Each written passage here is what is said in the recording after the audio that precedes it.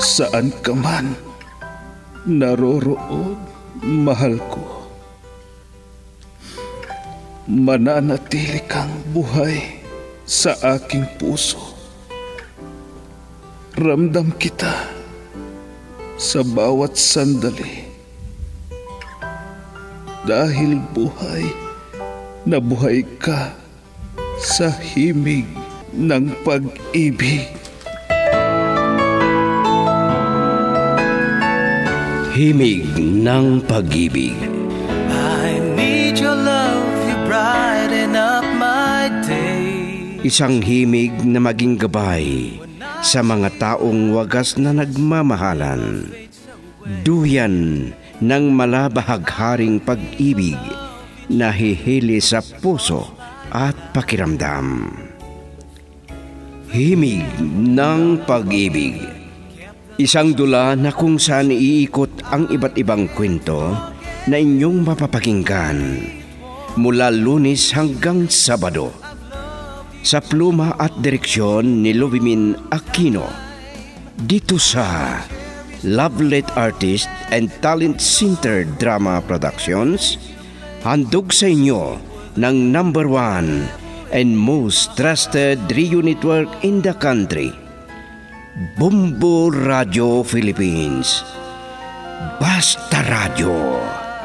Bumbo.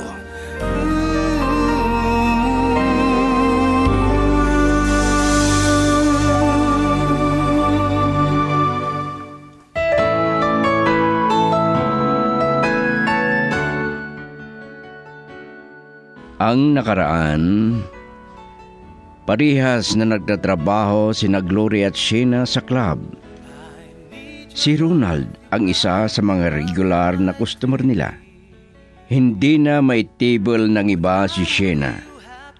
Malaking tip ang ibinibigay ni Ronald sa dalaga.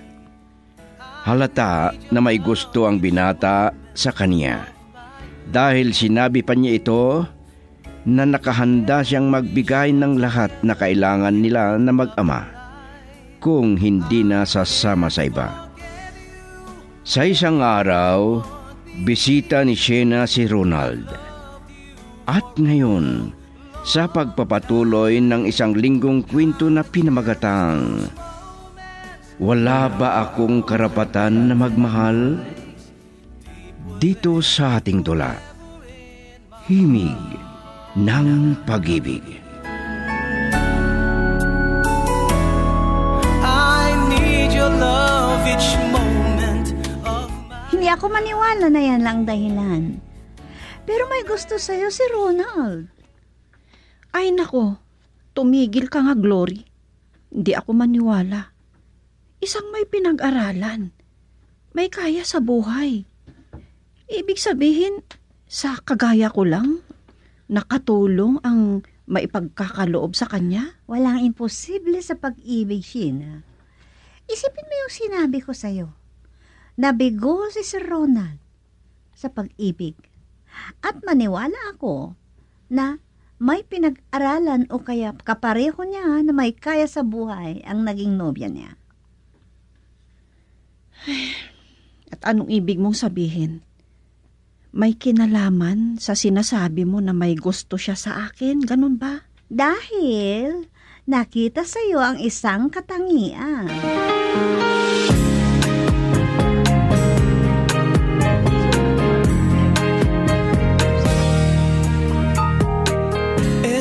Alam mo ba, Glory? Talagang ibang tama ni Sir kay Sheena na kaibigan mo. Anong ibig mong sabihin? Parang, kuwan kasi, parang baliw si Sir. Kung hindi siya makapunta dito. Ano? Nako, napana na yata ng pana ni Cupid ang puso niya. Ay, sa bagay, yan din ang nahalata ko kay Ronald. Mula ng talikuran ng kanyang nobya. Alam mo ba, hindi na nanligaw sa iba. Talaga? Oo. Ngayon lang na halata ko na parang malapit na naman siya sa babae. Pero, bakit kung minsan wala kayo?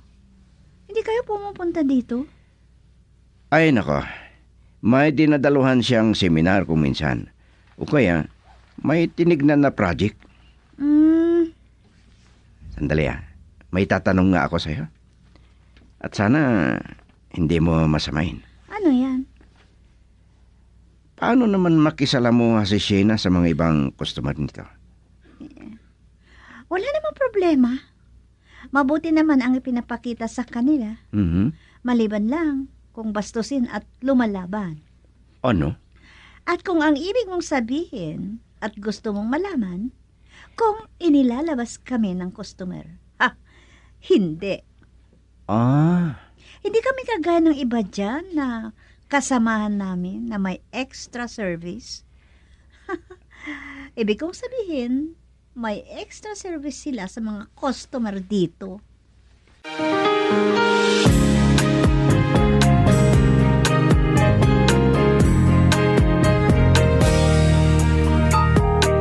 Ito na ang araw natin. yan ang nalaman ko sa kaibigan niya na si Glory. Diyan ko nga nire-respeto si Sheena. Kung maalala mo, maliban sa mabilin ko sa kanya noon, ay sinubukan ko yan sandali pa nakakilala natin. Pero hindi niya gusto. Ganon din ang sinabi ni Glory sa akin. Gusto raw nila na ipakita na hindi lahat na nagtatrabaho sa club ay marumi o kaya mababa ang pagkatao. At ano sa palagay mo, Dondon? Kung manligaw ako kay Sheena, gusto rin kaya ako? Malay ko. Kung isipin, walang dahilan para biguin ka niya. Pero hindi tayo sigurado, Dondon. Lalo na. At hindi mapagsamantala si Sheena. Naintindihan mo ba ang ibig kong sabihin?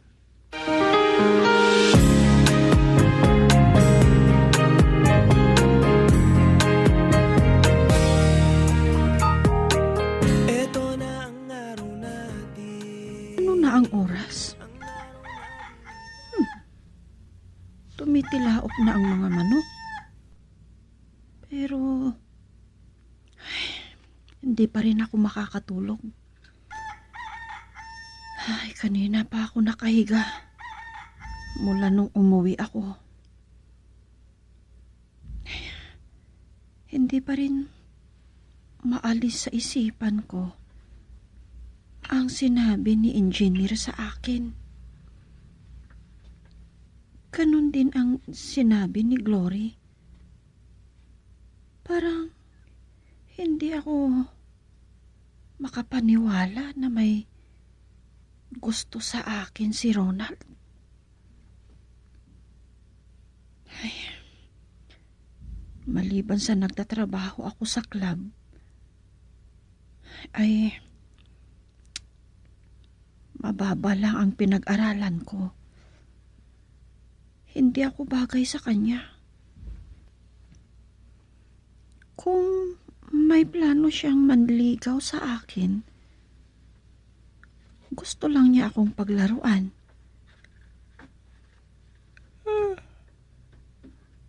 Ay, naantok na ako.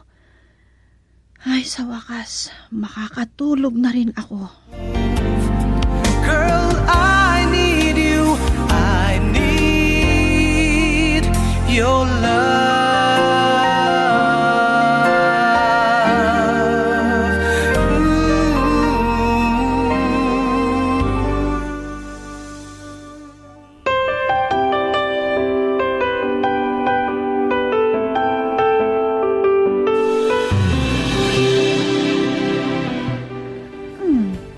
Si Engineer Romero o si Sir Ronald kaya itong tumatawag sa akin. Ano kaya sasabihin? Hello, sir! Nakatawag kayo? Tinatawagan ko ang cellphone ni Sheena. Pero out of coverage ang sabi. Baka naman nakatulog o lobat yung cellphone niya dahil ganon na nga. May importante sana akong sabihin. Kaya pwede na puntahan mo sa bahay nila. Oh, sige sir. Malapit lang naman ang bahay namin sa kanila. May good news ako sa inyong dalawa. Ho? Ano yun, sir? Secret. Ay? Sige. Pumunta ka sa bahay nila. At kung gising, i-text niya ako. At akong tatawag sa kanya, ha? Oh, sige sir. No problem. Pupunta na ako doon sa bahay nila. Ngayon din.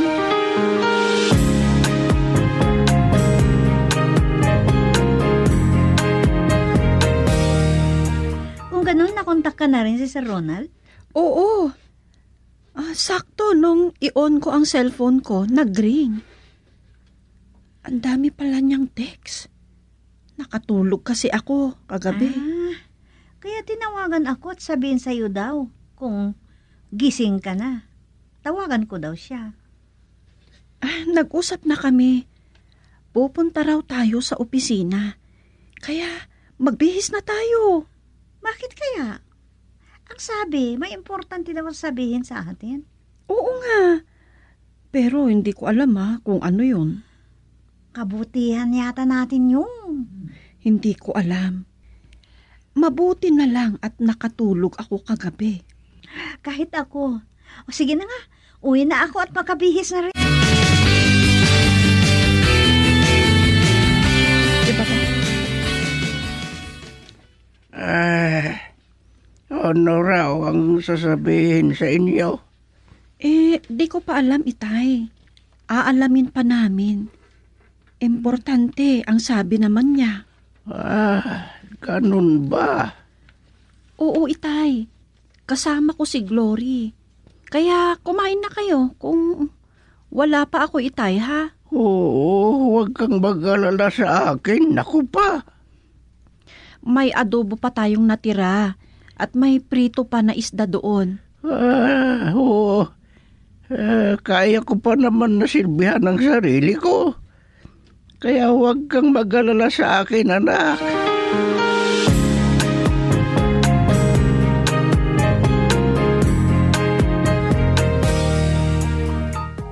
Sorry May tawag si engineer.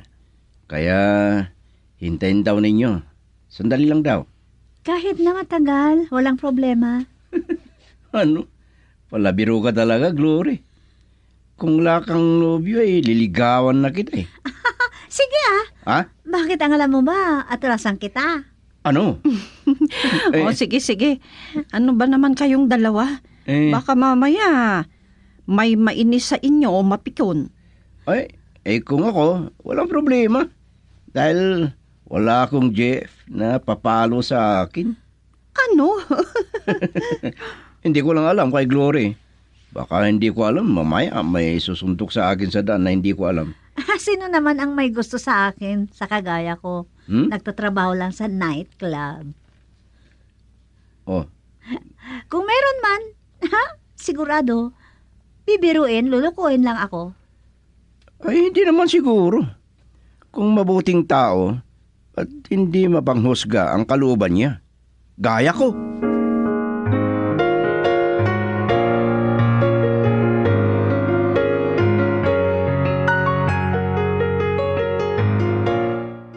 Pasensya na kayo. Matagal kayong naghintay. Walang problema, sir. Hindi pa naman kami masyadong natagalan. May pinuntahan lang kasi ako saglit at tiningnan. Dahil may problema sa isang project ko. Bakit ba, sir? Anong problema? Ano naman yan? Nagkulang pala ng semento. Pero hindi sinasabi sa akin ng foreman ang alam niya ay sapat na. Yun lang. Sige, Sheena, Glory. Let's go. Doon na tayo mag-usap sa restaurant. Restaurant ang sabi niyo, sir? Doon ko na sabihin sa inyo ang good news ko.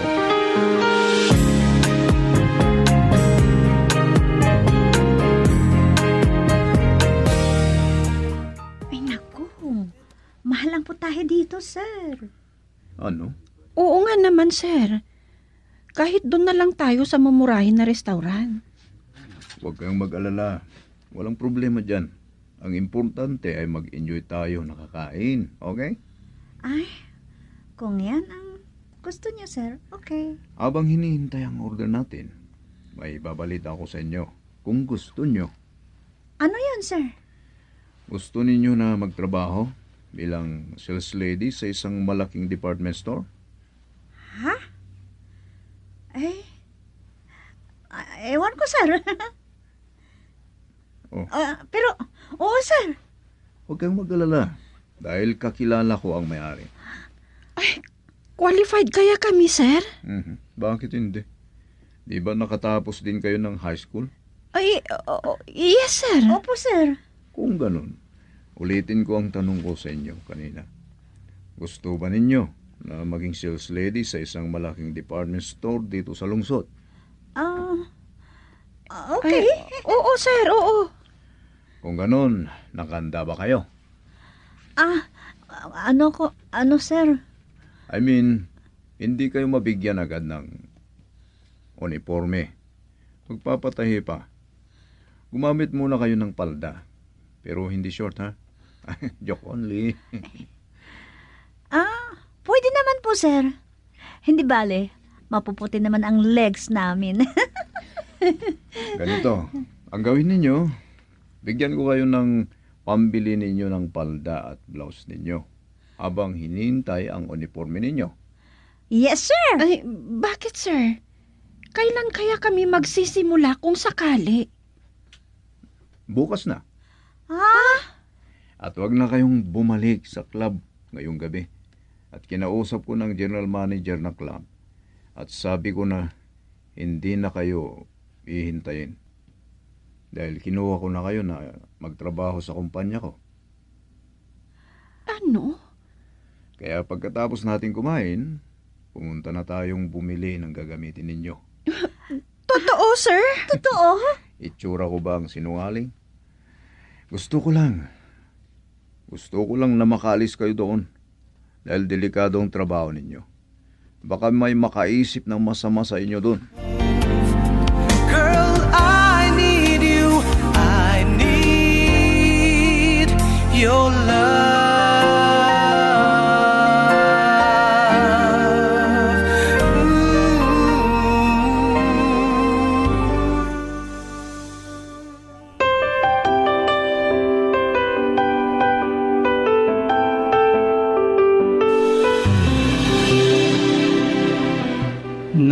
Naku. Sobrang saya ng magkaibigan, sir. Dapat lang na magsaya sila. Dahil makakaalis na sila doon sa pinagtatrabaho nilang club. Malapit sila sa disgrasya doon. Oo nga, sir eh. Nakwento sa akin ni Glory na minsan daw may sinampal si Shena na isang customer yata yun na lasing. Akalain mo naman hawakan niya sa dibdib. Yan yung sinasabi ko. Kaya ganun na lang pasasalamat nila. Oo, Dondon. Hindi ko gusto na mapahamak ang dalawa. Lalo kay Sheena.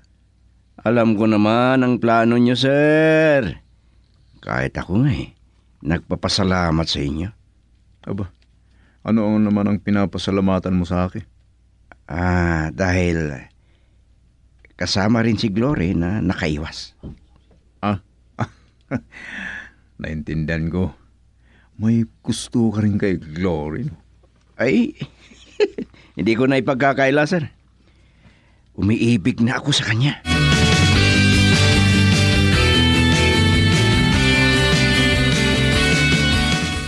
Ay, nandito ka na pala, anak.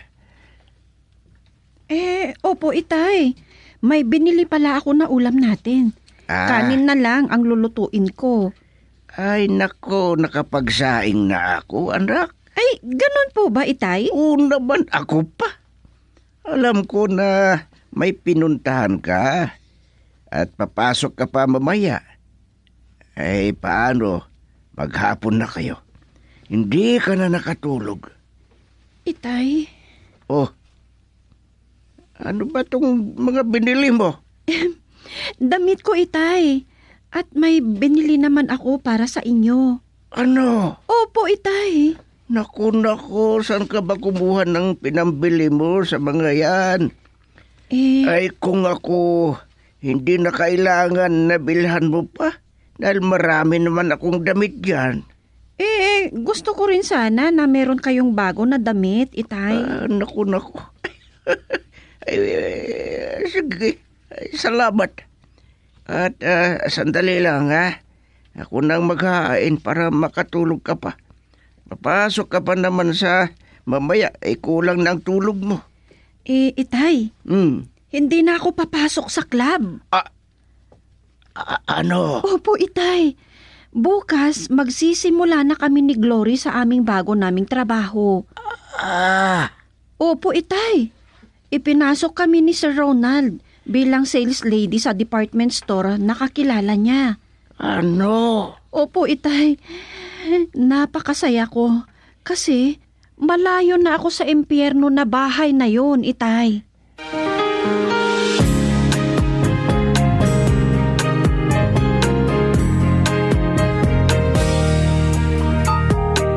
Ito na ang araw natin. Si Ronald.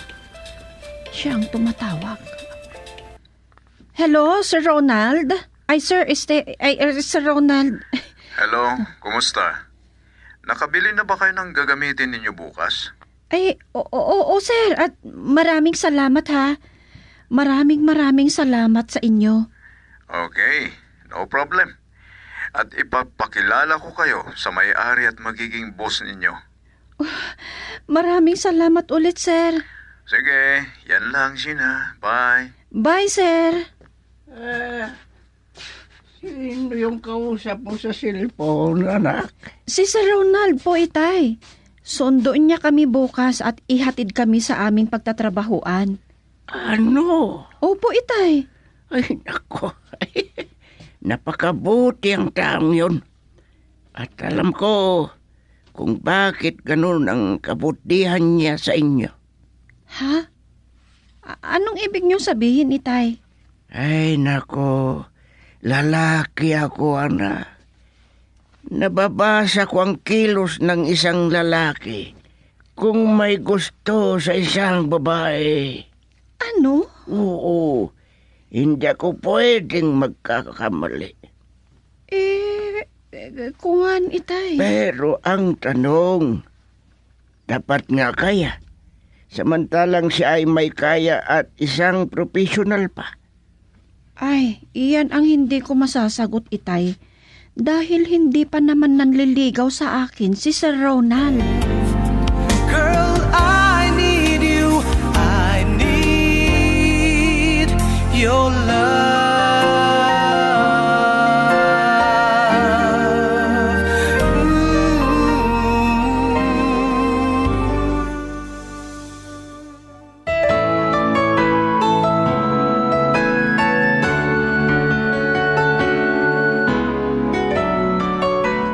Ano ang mga susunod na mangyayari? Mga kaibigan, pakinggan bukas ang karugtong ng isang linggong kwento na pinamagatang Wala ba akong karapatan na magmahal? Dito sa ating dula, Himig ng Pag-ibig. Mula sa panulat at direksyon, Lubimin Aquino. Produksyon Supervision, Leti Astudillo Aquino.